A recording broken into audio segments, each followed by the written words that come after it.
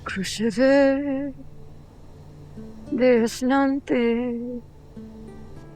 crucifix desistencias, crucifix lineares.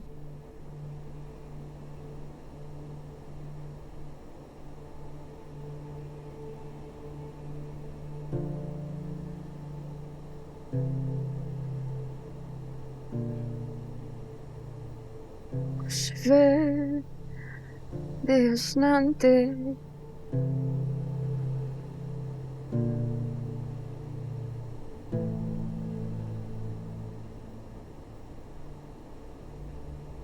Naririto na ako, aking anak.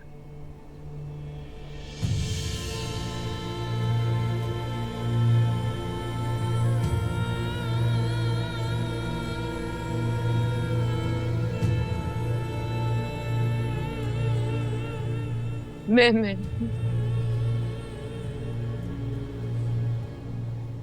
Nandito ka.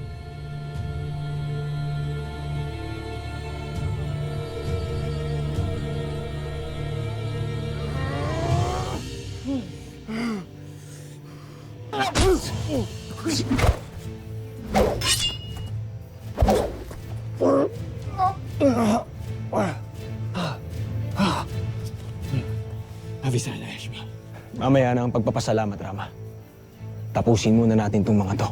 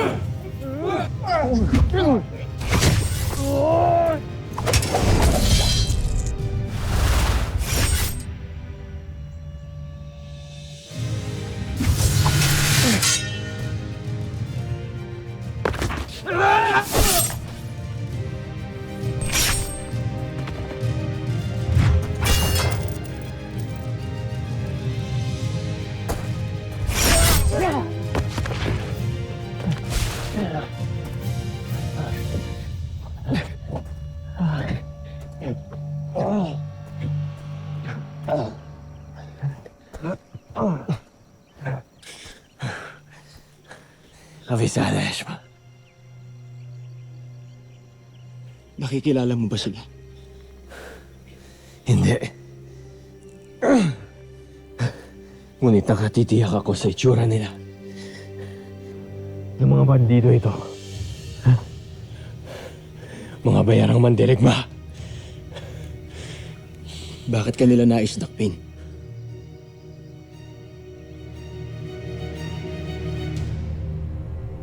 Avisala, aking anak.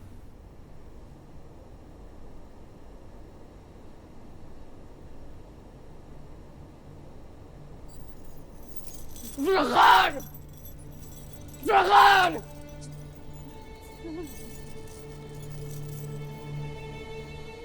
Kay lakas ng loob mong tawagin akong anak.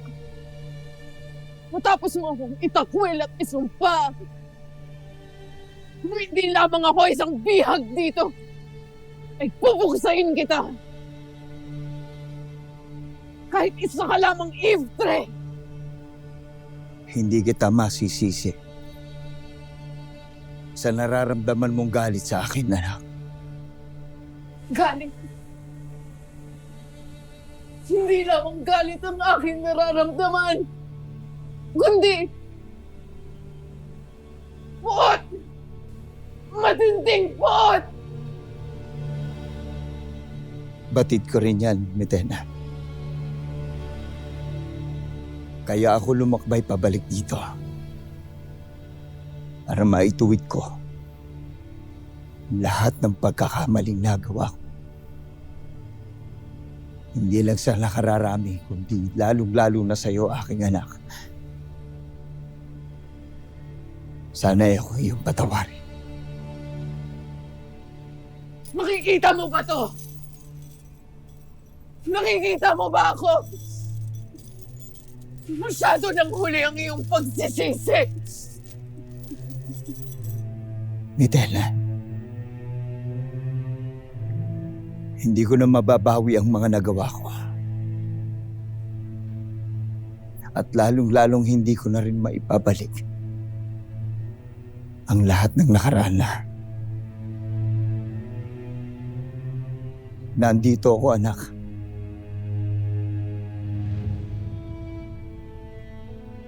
Para humingi ng tawad sa'yo.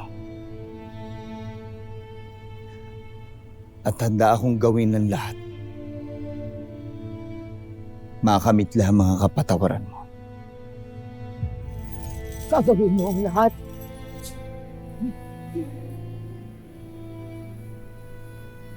Kung gano'n ay pakawalan mo ako dito. Sabihin mo sa mga sangre. Pakawalan ako. Matutupad, Mitela.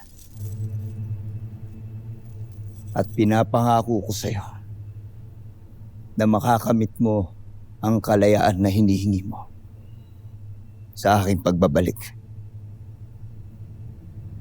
Anak.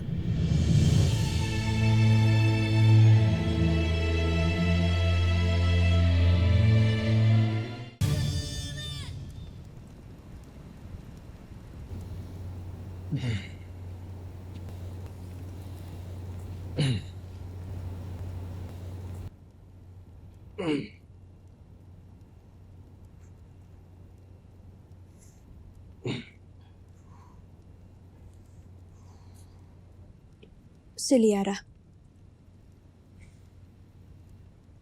Nais kong subukan na pagalingin si Sultarius.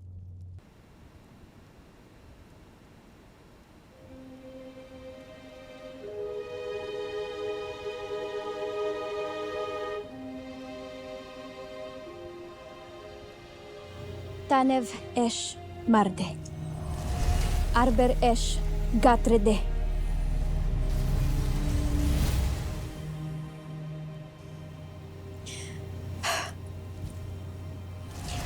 Tanev esh marde. Arber esh gatrede. Bigo pa rin ako. Agapi-api. Tiwala ako balang araw. Ay lalabas rin ang likas mong kakayang manggamot, Armea. Ipagpatuloy mo lang ang pag-aaral nito. Hayaan mo nang si Yara magpatuloy ng lunas. Avisala Eshma. Ako nang bahala sa aking Rama. Avisala Eshma sa iyong tulong. Si Liara. Saan?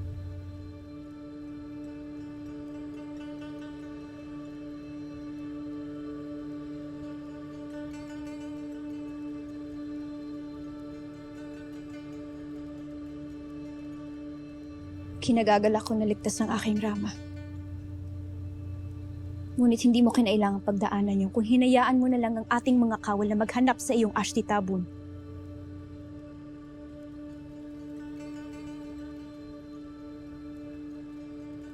Sa kabila ng mga nangyari, umaasa pa rin ako makikinig sa akin ng Ashti Tabun kung sakaling kami ang magkaharap. Hindi kaya't mga bagong kasamahan ni Tabun ang iyong mga nakaharap na kalaban, Soldarius. Hindi talaga sila titigil at hindi nila napapabagsak ang ating pamumuno sa Sapiro. Hindi sila nagtagumpay sa akin, kaya ikaw naman ang sinugod ngayon. Ngunit hindi rin sila nagtagumpay. Mabuti't dumating si Nadaron at ako'y tinanungan.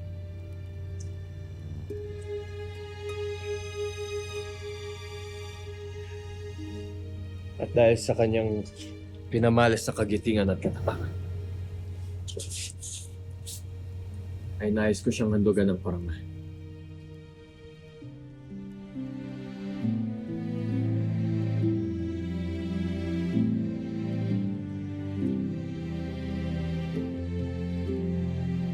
Kung yun ay sa tingin mong nararapat para sa kanya, igagalang ko ngayon pa siya. Tama, Soldarius.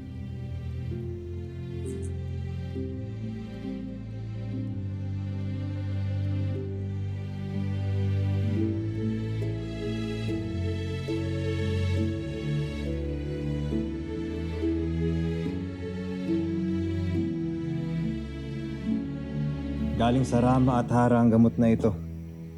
Mainam para sa sugat ng laman, pero hindi sa sugat ng puso.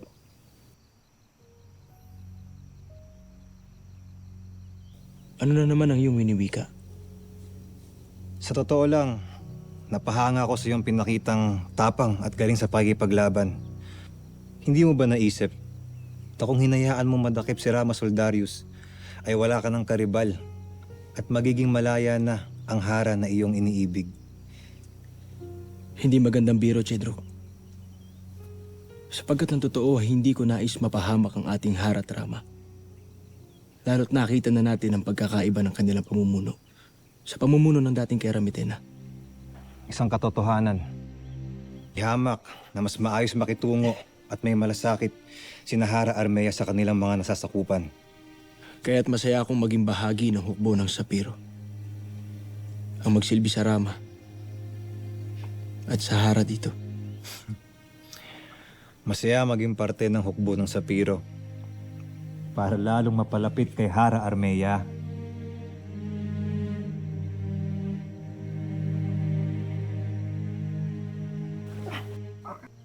Gusto na! Gusto na!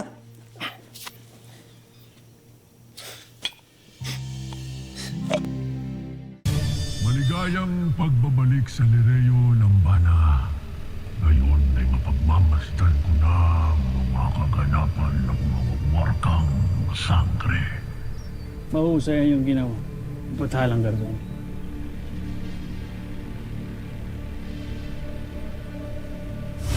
Ano naman ang gagawin namin sa lampanan mo? Maraming maaring gawin sapagkat siya ay isang tapat na tiktik sa mga sangre. Kung gano'n, nararapat ng paslangin niya. Ako nang tatapos sa buhay. Taon, batid ko ang silbi ng tiktik na lambana. At nakatitiyak akong tiwala silang lahat dito sa unting nilalang na ito.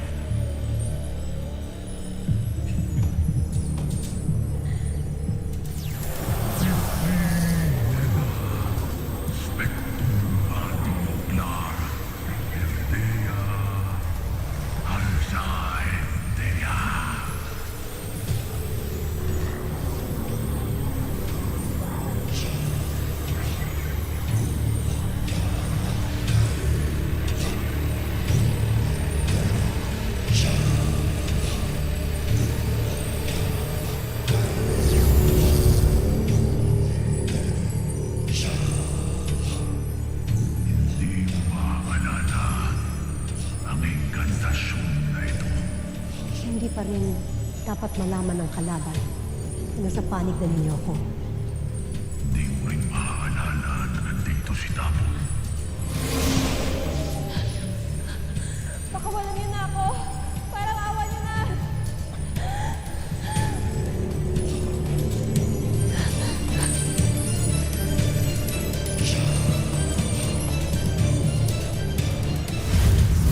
Abesala Esma sa ating bagong kakampi. Mainam na nanagdagan tayo ng kapanalig. Kahit na tayo'y bigo sa pagpaslang kay Soldarius.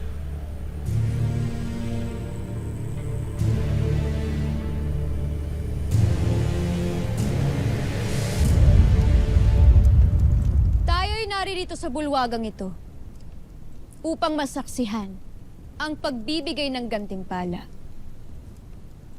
sa dalawang Miniavi na nagligtas ng buhay ng ating mahal na Rama Soldarius. Avisala Eshma, sa inyong pagligtas sa aking bana.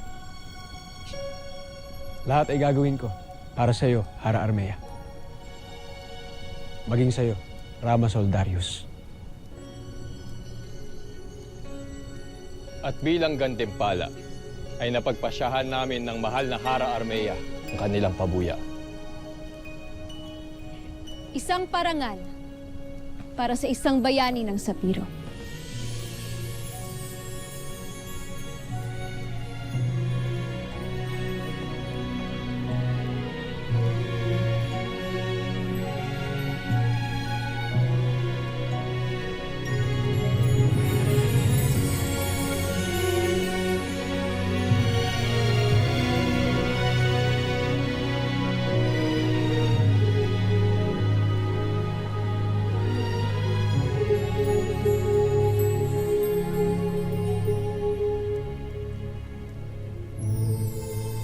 At tanggapin niyo rin ito, Cedro Katdaro.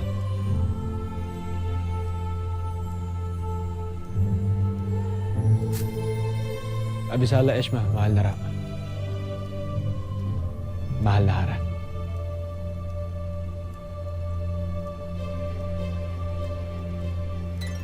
Ivo Live Daron! Ivo Live Sapiro! Ivo Live Encantadia!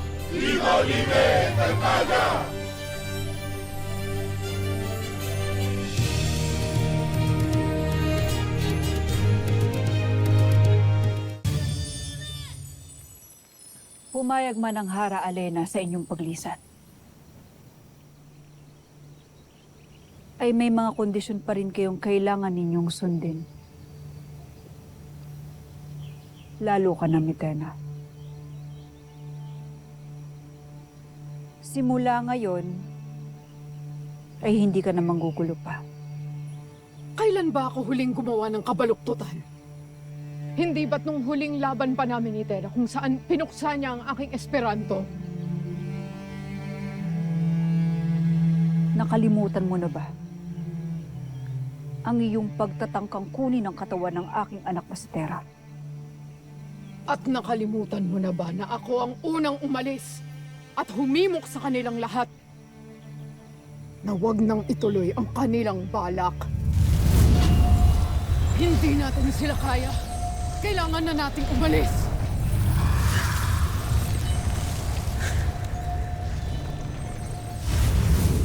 Kahit na iniisip ninyo na ako ay nasa panig ng kalaban, ako ang tumutulong sa inyong lahat. Kailangan mong mangako. Kailangan mong humingi ng tawad para sa lahat ng mga nagawa mo. Tama si Tera. Sapagkat ang daan patungo sa pagpapatawad ay nagsisimula mismo sa paghingi ng tawad ni Tena.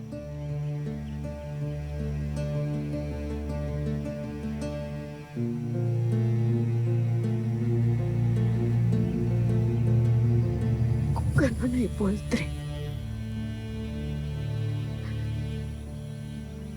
Voltre muli. Sa lahat ng aking mga nagawa.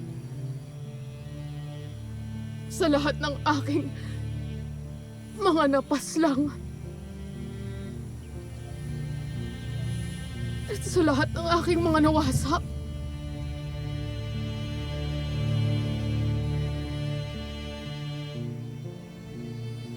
Tulad niya ay batid ko na hindi ko mababago ang aking nakaraan.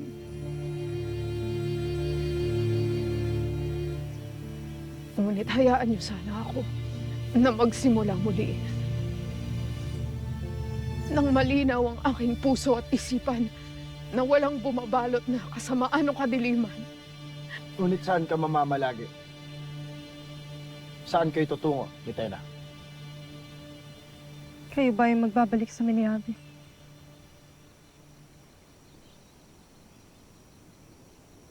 Meron akong naisip, aking Mitena. Mas magiging mainam kung tayo'y tutungo sa lumang Eteria.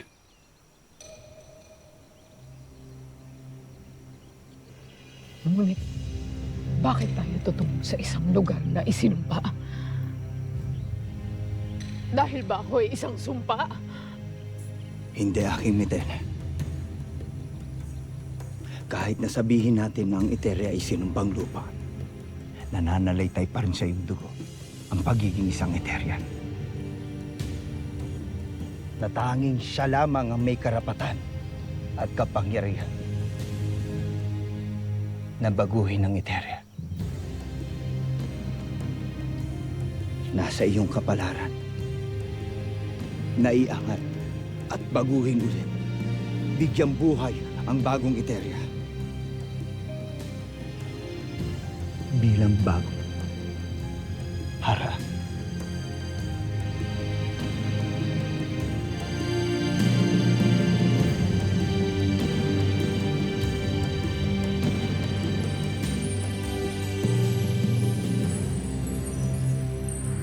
Masarte, Mitena. Mainam at nariyan din pala ang iyong malimughang ama.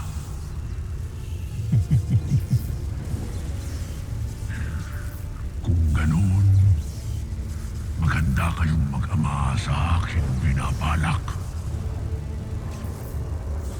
Ganun na rin kayong mga sangre.